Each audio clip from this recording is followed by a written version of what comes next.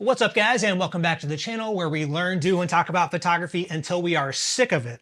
Today I'm continuing our discussion about the Canon EOS R8. I just wrapped up video tests here in my photo box, testing the video capabilities across all the different ISOs and frame rates and recording modes. So if you want to see that detailed comparison, be sure you're subscribed. And I've also recently returned from my outing to test the R8 as a landscape camera. I should have shown you this first.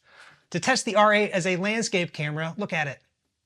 And so if you saw in that video, right, there were some ups and downs with the camera, a little bit of trouble making the sample photos, but I've gone out and recorded a set of backup photos. So we'll look at those here in just a second. But before we get into looking at the image quality of the camera, I wanted to talk a little bit about kitting the camera out with accessories, because this is one of the most particular cameras that I've ever used in terms of what accessories work with it and what don't. So I will try to make this really quick, but if you're thinking about picking up the camera, if the image quality comparisons persuade you, I want to make sure that you understand the best accessories you should get before you take this out in the landscape. So starting with the tripod quick release plate. So you recall that I mentioned that everything, the battery, the memory card, everything in the camera is accessed through the door. And so whether you're working on a tripod or not, you don't want to be taking this quick release plate on and off the camera all the time. That's the point of why it's a quick release plate. You leave it on the camera. So this one, because everything is through the door on this camera, the door is exceptionally large. And a lot of these larger quick release plates will keep the door from opening all the way so that you can't get a battery or a memory card into it with a quick release plate on. That was one of the first things I wanted to point out. So I've gone and found some quick release plates at different price points that will maintain continuous access to the battery and memory card door. So I'm going to take this off so that I can get in there, because that leads into the second thing, which is the memory cards. This camera also has really high frame rate shooting. I've got a wildlife video coming up where you can see how the high frame rates do, and also some of the video recording modes are quite data demanding. So if you're going to be using those high frame rate burst shots or the high quality video modes, you need a fast memory card, because the buffer on the camera is really short. And after you fill up the buffer with shots, it's going to be a while while it's writing those images to the card before the camera's usable again. And these fast memory cards are really not that much more expensive than the cheap ones that will probably show up first in your Amazon search results. So there's no reason not to get a faster one. Just make sure you get the right ones. I've got links to all this stuff down in the video description.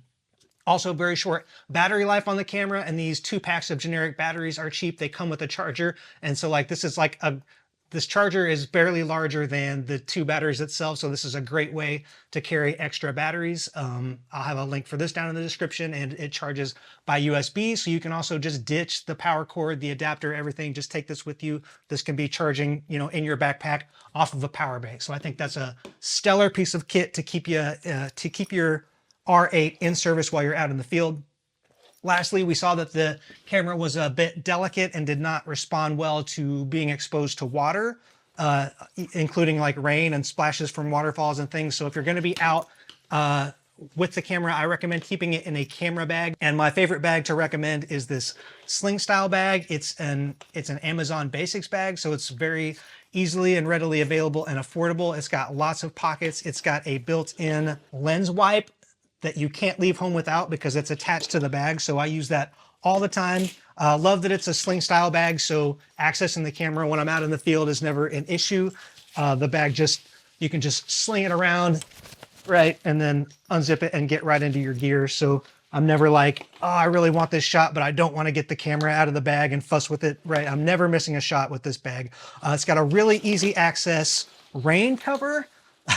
Like just everything you could ever need here. So it just pops out from a Velcro pouch and goes over the bag. So like extra rain protection on top of the protection that the bag already provides. And probably my last favorite feature is it's got here. I'll throw it on really quick. It's got 2, right, the main strap, which is just super easy to get on and off. And then it's got a secondary strap that cross slings. So this is one of the best bags I've seen for mobility. So if you're out hiking and stuff, or I use this a lot of time when I'm bicycling, right? You're leaned over and a regular sling bag will be tempted to do this on you. But this one has got the extra strap that goes across for increased mobility. Last accessory that I recommend is a good camera strap. And I really like this one because the battery is so small on the R8. You always want to have extra batteries with you. And not only is this a great rugged, high quality strap that can support a lot of weight, but it's also got a pocket here where you can store the extra battery, so you can always be out with the camera and extra battery, even if you want to go out without bringing the whole camera bag along. So super sweet piece of kit. Okay, all that said, let's go look at some images.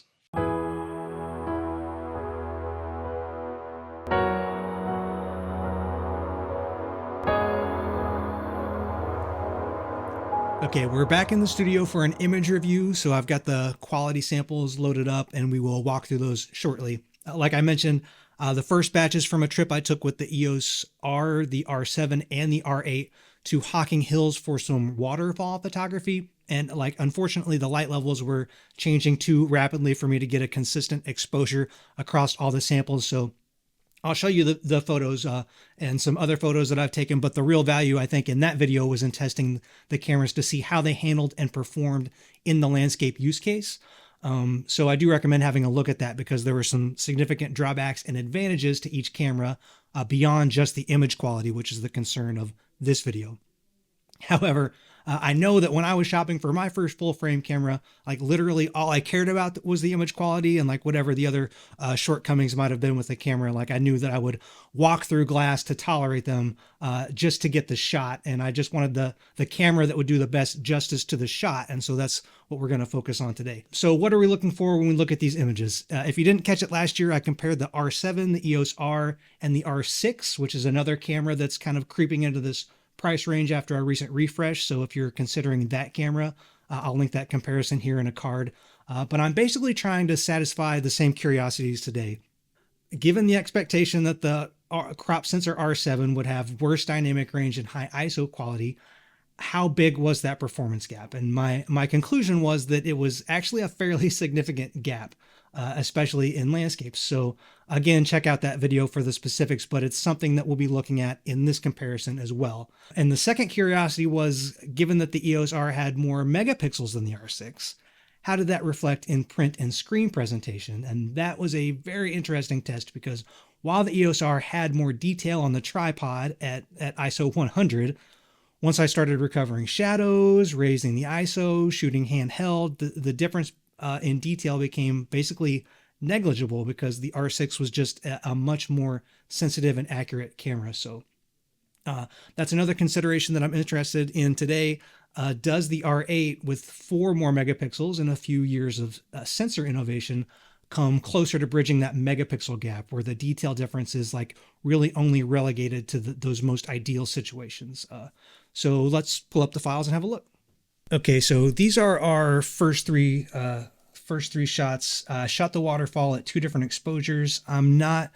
Because there's such a difference in the exposures, I'm not going to take so much interest in the overexposure shot. This is what you would probably call an underexposure, but you can see if we lower the light levels here, there's still clipping in the waterfall. So if you were shooting this, you probably would actually even attempt to expose it a little darker. So this is the file from the EOS R Classic. This middle file here is from the R8. And then the file on the far right is from the R7. So, but you can see that even though these are all identical exposures, the light levels were changing so quickly that there is a dramatic difference in the clipping. However, as I was reviewing them, I did see that in this area here that's in shadow, there's not really a tremendous difference in illumination. So I thought this might be an okay place where we can draw some conclusions about shadow recovery. So we'll have a quick look at that, keeping in mind that this is probably not the most scientific test. So we'll take a look at it and see if there's anything worth gleaning from it. The original EOS R. I'm going to take all of these for a 3-stop positive exposure adjustment.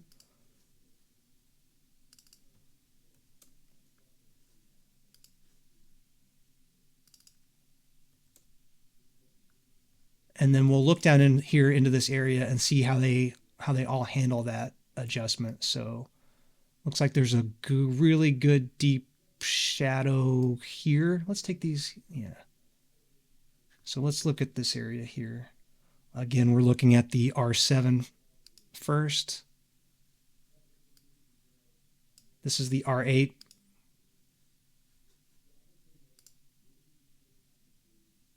This is the original EOS R. So in this area here, we've got this really, really deep shadow. I doubt if there's very much to recover in there. So this is now 4.2 stops, but it's just taken the blacks to gray. So it's totally clipped to black in this area. And then there's also details that you can explore here throughout. These are all at ISO 100 at f14 for 2 seconds. So compared to the results that I saw from the R6 last year, comparing the R6 and the original EOS R, I thought that this was very interesting because in last year's comparison, the 20 megapixel R6 with the 30 megapixel EOS R Classic, at ISO 100, I still preferred the EOS R file. With this 24 megapixel sensor, I'm actually preferring the detail from the R8, which I think speaks very favorably to its ability to recover shadows. So where I originally concluded comparing the R to the R6 that you kind of had to be shooting above like maybe ISO 400 before that detail difference really became prominent. So basically if you were shooting at ISO 100, the EOS R was giving me a more detailed print result. I don't think that would be the case here. It does appear that, at least in this example, the R8's innovations in sensor sensitivity and its extra 4 megapixels have basically, I think, bridged the gap where even at ISO 100, if I'm recovering shadows to any extent, I'm looking at seeing more detail from the R8. Now, if there was no shadow recovery here, probably the EOS R would maybe still appear more detailed, but when you're trying to bring, when those details are in the shadows, for my eye, the EOS R8 is at least equivalent, if not perhaps slightly better. There's no comparison with the R7. It takes on noise really quickly when pulling details out of the shadows. And not only does this appear less detailed, even though I think this is the highest resolution sensor amongst the three, it's also quite noisy. I don't think there's much more useful information that we can get from these. So we'll move on to my second set of test shots. Okay, the photos from this sequence are sort of a rural countryside scene that I shot at sunset. And I shot it at ISO 100, 1600, and 6400 across the cameras.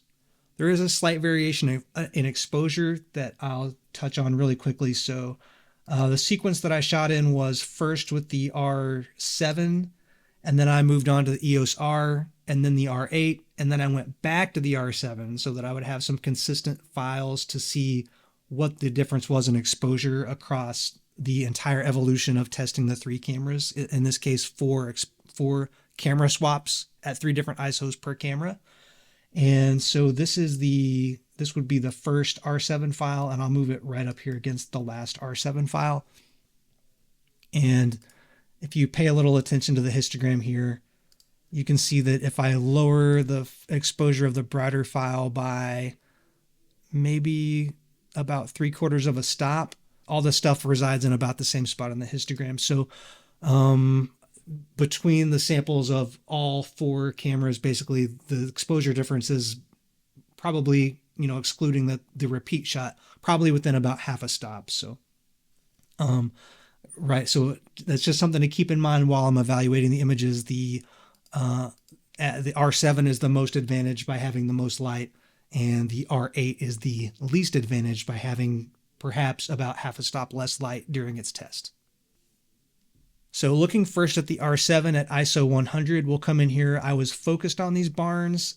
I used the camera's autofocus system to acquire focus. So if there is a huge difference in sharpness because of the accuracy of the autofocus, I'm going to fault that to the camera as well.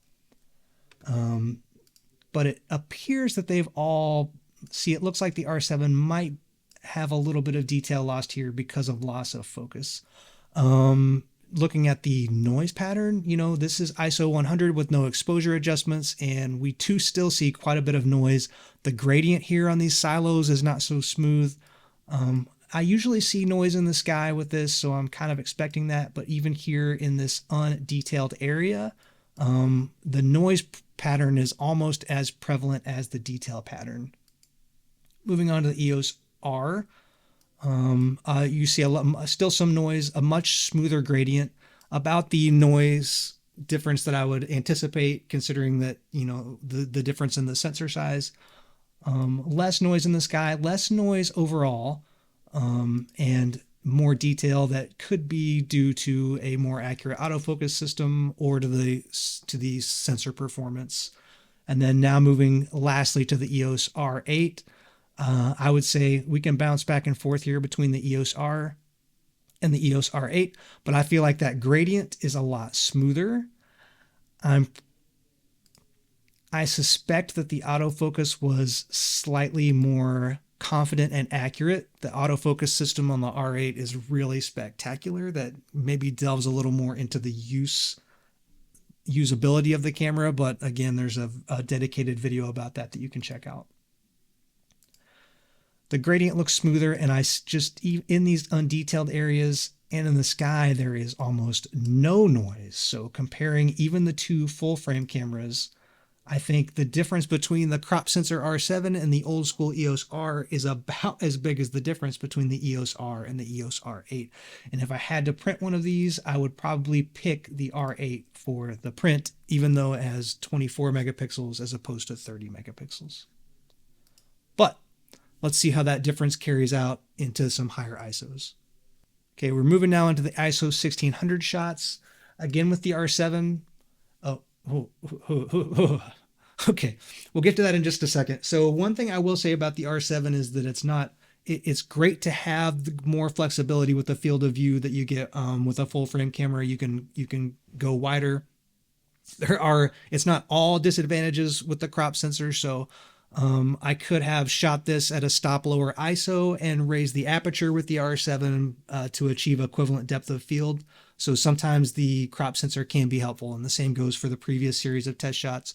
So I used the zoom I was shooting with the 100 to 400 millimeter zoom lens for these shots, and I used the zoom lens to achieve equivalent depth, equivalent framing, equivalent field of view. And I did the exact same thing when I was shooting the waterfall. I was able to zoom out slightly with the R7 to get the equivalent field of view. Right, in both of those instances, I could have lowered the ISO or shot at a faster shutter speed and open up the aperture to have the same depth of field and potentially less noise. Now, that's not going to be the case if you're trying to work at wide angle or if you're not so concerned with framing, but in the instance of, there are some instances where you have a depth of field advantage with the crop sensor.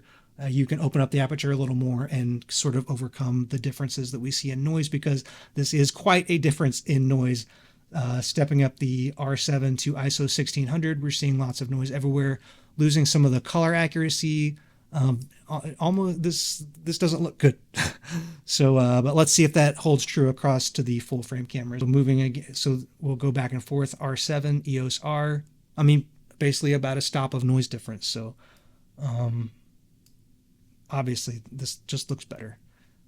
The R8, but not the advantage that maybe I had anticipated going from the R to the R8, and keeping in mind that looking at the different, because the R has more megapixels, it's sort of magnifying the noise a little bit, which you see bouncing back and forth between these. I wouldn't say that one has dramatically more or less noise than the other, but the R6 is holding a lot more detail at ISO 1600. And so if I was going to print this large, if I was going to run this through some noise reduction software, right, there's just more detail to bring back out in the R8 file. So we'll move on to ISO 6400 now. Okay, so here we're looking at the R7. First, the R7. Just lots of noise here. You don't see it so much when you zoom out. Actually, you do. You do see quite a bit of noise when you zoom out.